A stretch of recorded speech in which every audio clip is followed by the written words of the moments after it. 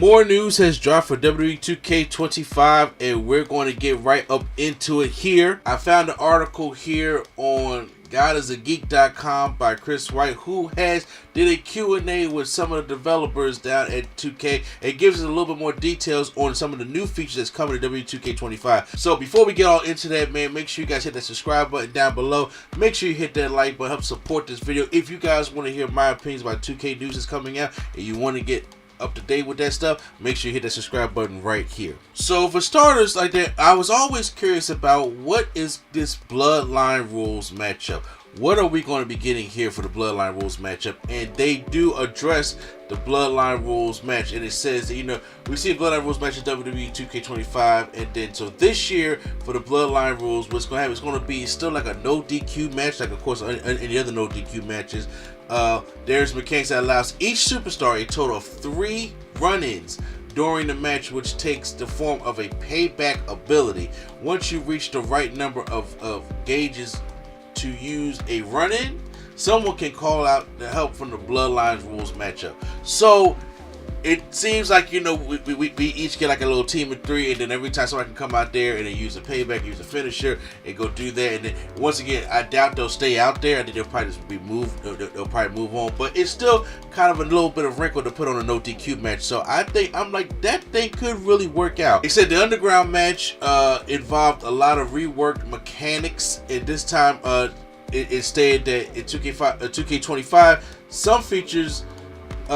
The new match types that will change the way the in-ring action plays out. For the underground match, these rings without ropes, Derek Donahue, who's the lead combat designer for Visual Concepts, said that the idea of a ring without ropes has completely upheld how combat works in the game, and that's something that you're going to feel immediately when you're in the match. The interactions at the edge of the ring are completely reworked, and that this is something that helps both underground matches and fighting outside in arena and brawl areas. We got new brawl areas coming as well, so this is we're gonna probably have some kind of new mechanics. It also says the crowd will also react differently during these matches, as well as fans banging on the mat, bringing carnage to the arena. So just like they do in the underground, that was one things I'm like, okay, I want to really see how these things are going to be, you know, implemented into that. They go more into, for the intergender wrestling, they were saying that there are going to be exclusive titles for intergender wrestling. He also revealed that they're going to be titles that you're going to have to unlock that both male and female superstars can compete for, and which is pretty cool. Not even WWE has them initiated in their own titles. So having new belts for everybody to go up against, I think that's a pretty cool idea. Barricade dives have their own accoladed move sets. So for those looking forward to diving off the barricades, WWE 2K25, some details revealed that about moves being initiated from the barricades. Superstars will have their own move sets when it comes to jumping off barricades. The LED board that surrounds the ring these days, the WWE will also begin to get damaged the more players are thrown into them, adding yet another sense of reality to the action. So one thing I had said before was we worried about just it being a splash off the barricade, or if it's going to be some kind of anything other moves you're going to do, or is it going to just be generic things for everybody? Each superstar will have their own things they can do off the barricade, which I think is really, really cool. Then one of the biggest things that I heard that I was so excited about, that I couldn't quite confirm in my other video, but we can confirm right here, is that 2K Showcase is getting rid of the slingshot technology and bringing back full cutscenes. Thank you, okay? Thank you on that, because as much as I like this, and when they first implemented it in 2K22 and they showed it, it was cool. But the thing is, if we're just watching the match opposed to playing the game, and then it was hell for content creators to even put this stuff up because the W had all that footage licensed. So it says this year the slingshot tech has been removed in favor of allowing players to play the entire matches. We wanted to emphasize on Showcase this year of really being more about playing than it is watching, and think that it was the kind of we're here in the last few years, so we wanted to get back to the player. And there will be 3 outcomes for matches in Showcase. Wow. Elaborated that Dino Sancuni, who is a designer at Visual Concepts, also alluded that we'll be getting in Showcase mode. He said there'll be 3-prong approaches. You can finish each match how it finished in real life. Try to change these matches by getting another person or team to win, and play out dream matches featuring superstars from extended I Don't Want Any family. We necessarily have 3 different types of outcomes we can do in the showcase mode, which really just gives us more to do in showcase, probably unlock even more things, and just I'm just saying, hopefully they have it all kind of played out. So I'm curious to see how long the showcase is going to be, what they have planned for it, because if they're taking off what they did for the 4 years WrestleMania, I'd like that 4 years WrestleMania. I thought they could have had a couple more matches, but they had about 21. So I'm hoping, like, don't go back down to 12. Keep me at the 20, because you can find 21 different kind of bloodline matches. Backstage Brawls is now going to have 8 players involved.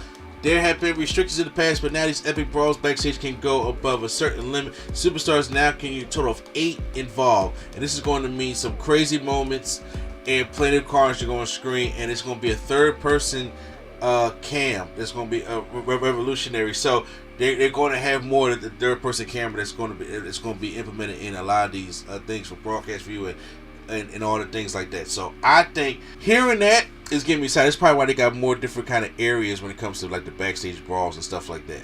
GM mode is getting cross-brand PLEs and trading. So this now, so each pay-per-view can have whoever you're playing with online can sit there and they have their matches on that show as well. How is that going to play out? I'm not necessarily sure, but somebody who does play a lot of GM mode, I am really curious to see how they're going to implement all that stuff in there. And then also it's just going to cause a lot of chaos, and then it's going to be backstabbing and complaints from superstars, people trying to get traded to the other show. That's kind of going to be kind of interesting. So that's something new that's coming in there for GM mode. And then they say something about the island that caught my attention also. Adrian Lisenberg, who's a senior narrative designer at Visual Concepts and a former writer on WWE Smackdown, and is the main writer of the new mode. While it according to Chris White, they didn't get a lot of details about it, but she said it's the stories that's going to be in the island is nothing like you've ever seen in My Rise. While My Rise is still a part of WWE 2K25, the story on the island is more like bringing wrestling to video games.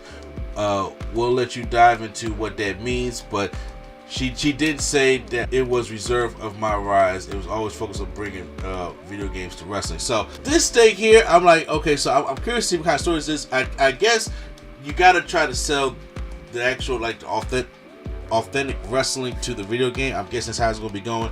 I'm just very, very curious how this thing is going to play out, because I'm really, really excited to see how this thing is going to play out. That is some of the more news and more detailed news that we have, more features that's coming for WWE 2K25 from this article that I'm reading here, along with new screenshots that we see. That we got a new screenshot of what I call the Black Sportation Elvis himself, the final boss, The Rock. So this is clearly the model from WrestleMania 40, Night 2 when he came out, and also actually Night 1, believe it or not.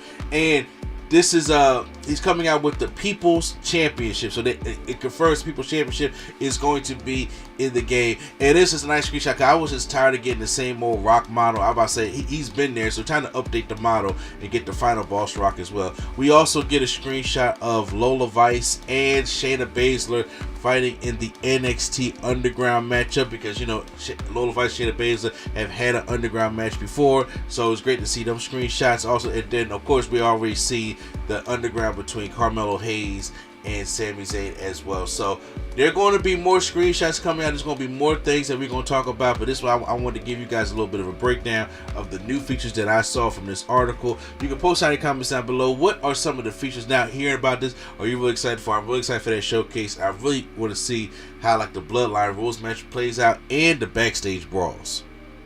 Also, so post any comments down below, hit the subscribe button, it really helps out the video, hit the like button as well. And once again, this is NC, the place to be. Chill Train Mr. A&D, and the Nerd Coalition is out.